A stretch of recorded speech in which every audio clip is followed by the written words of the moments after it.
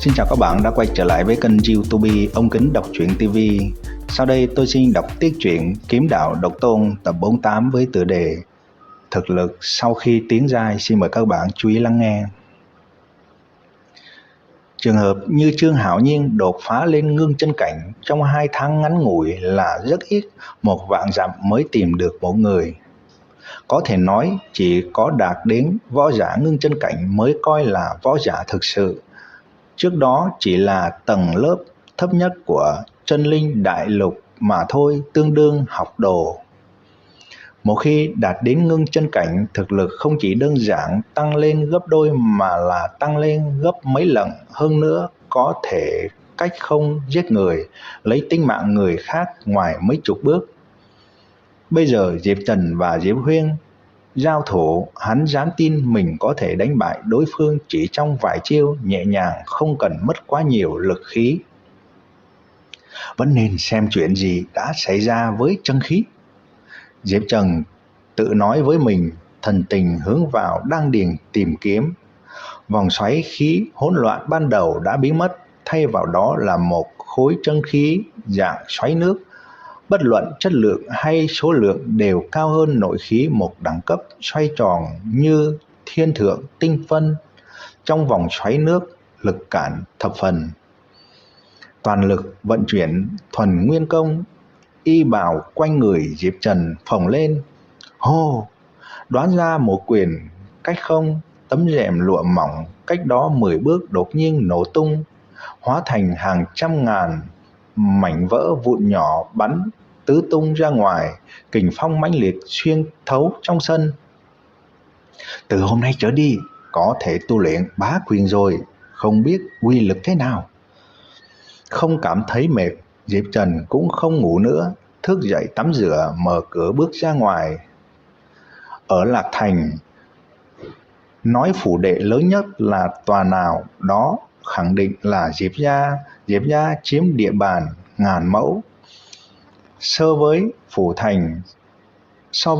phủ thành chủ còn lớn hơn 3 phần. Bên trong đình vài lầu cát, cầu nhỏ nước chảy, rừng trúc, biển cây, cơ hồ cần gì có nấy, giống như một Lạc Thành thu nhỏ. Đi qua mấy dãy hành lang, vượt qua một cây cầu đá trắng ngọc dài hơn 10 trượng, hiện ra trước mắt Diệp Trần là một luyện võ trường cực lớn. Trên luyện võ trường tương đối náo nhiệt, những Diệp gia võ giả không cần làm việc, chỉ cần luyện tốt võ kỹ đều đang nỗ lực tu luyện. Họ hoặc là một mình gọt giũa nhiều lần, hoặc là thỉnh giáo người khác, hoặc là từng đôi đấu với nhau rèn luyện kỹ nghệ. Tràng cảnh khí thế ngút trời. Chào Trần thiếu gia. Ngoài tràng, 5 trung niên nam nữ nhìn thấy Diệp Trần, cung kính nói. Diệp Trần gật gật đầu. Hôm nay đến phiên mọi người luyện tập võ kỹ à? 5 người này là những sư phụ dạy võ kỹ của Diệp gia. Diệp gia tự xưng có hơn 300 võ giả ngưng chân cảnh. Trong đó 2/3 là thành viên trực hệ và thành viên bàn hệ. 1/3 còn lại là võ giả khác. Họ bái nhập Diệp gia, dựa theo thực lực đẳng cấp, địa vị của họ cũng không giống nhau. Ví dụ, võ giả Bão Nguyên cảnh sẽ trở thành trưởng lão khác họ Diệp gia, võ giả ngưng chân cảnh hậu kỳ trở thành chấp sự Diệp gia, võ giả ngưng chân cảnh trung kỳ trở thành sư phụ dạy võ kỹ, còn võ giả ngưng chân cảnh sơ kỳ là kiến tập sư phụ, không có tư cách trực tiếp dạy bảo người khác, tương đương phụ tá của sư phụ dạy võ kỹ. Vâng, luyện võ trường 3 ngày thay ca một lần, hôm nay là ca của chúng ta. Nữ nhân trung niên có chút tư sắc bên tay trái trả lời. Ta chỉ tiện đường qua đây thôi, mọi người làm việc tiếp đi. Diệp Trần phất phất tay cất bước rời đi. Nho sinh trung niên đứng chính giữa, thân khoác trường bào màu xám, cảm thán nói. Trần thiếu gia đột phá lên ngưng chân cảnh, mấy người chúng ta cũng không thắng được hắn. Thiên tài tùy ý có thể phá vỡ lẽ thường, chúng ta sao sánh được. Được rồi, đừng luyện thuyền nữa. Có một ngày, đợi thực lực chúng ta đạt đến bão nguyên cảnh, có thể trở thành trưởng lão, khác họ Diệp gia, cả đời an nhàn vô ưu. Nói cũng đúng. Luyện võ cảnh trường cách sảnh dùng bữa đúng bữa 400 mét, mất một chút thời gian Diệp Trần mới đến được cửa sảnh. Lúc này Diệp Trần đi vào đã có một bộ phận ở đó dùng bữa sáng. Trần Nhi dậy sớm vậy. Với Diệp Thiên Hào, thời gian là vàng là bạc nên ngày nào ông cũng dậy rất sớm.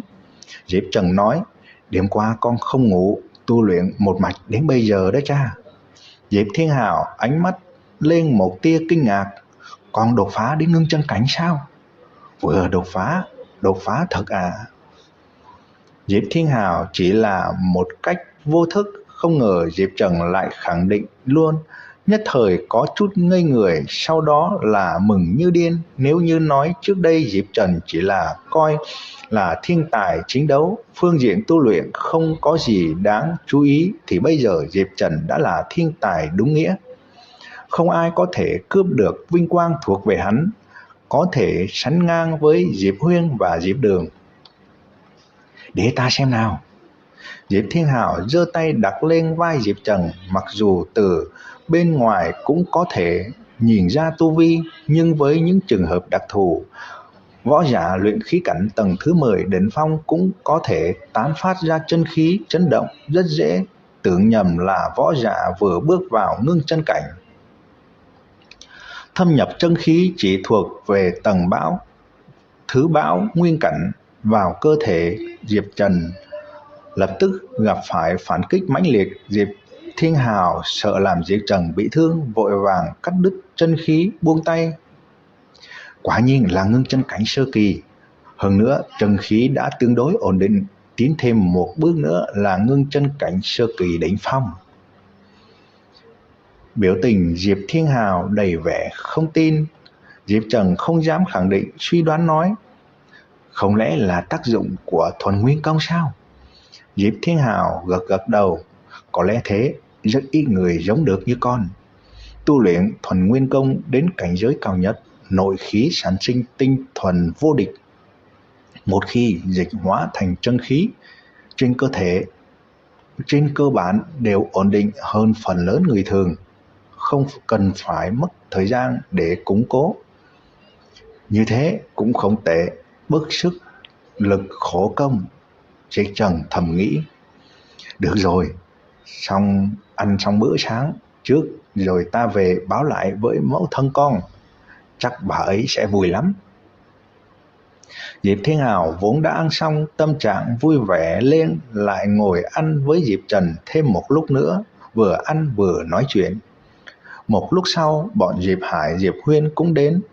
Nhìn thấy Diệp Trần, mấy người ban đầu còn không để ý, nhưng cẩn thận quan sát lập tức phát hiện hắn đã đột phá lên ngưng chân cảnh, trong lòng vô cùng kinh ngạc. Diệp Thiên Hào thấy thời gian không còn sớm, nói với Diệp Trần, con từ từ ăn, ta về trước. Vâng, phụ thân về. Đợi Diệp Thiên Hào đi rồi, Diệp Hải bước đến nói, Diệp Trần, không lẽ đệ đã đột phá đến ngưng chân cảnh? Diệp Trần cười nói, huynh cứ thử thì biết. Thử thì thử. Diệp Hải bắt đầu thủ thế, đứng dậy. Diệp Trần nói, một quyền là đủ, nào. Các bạn vừa nghe xong chuyện Kiếm Đạo Độc Tôn tập 48 với tựa đề Thực lực sau khi tiến giai. Xin mời các bạn chú ý theo dõi ở video tiếp theo.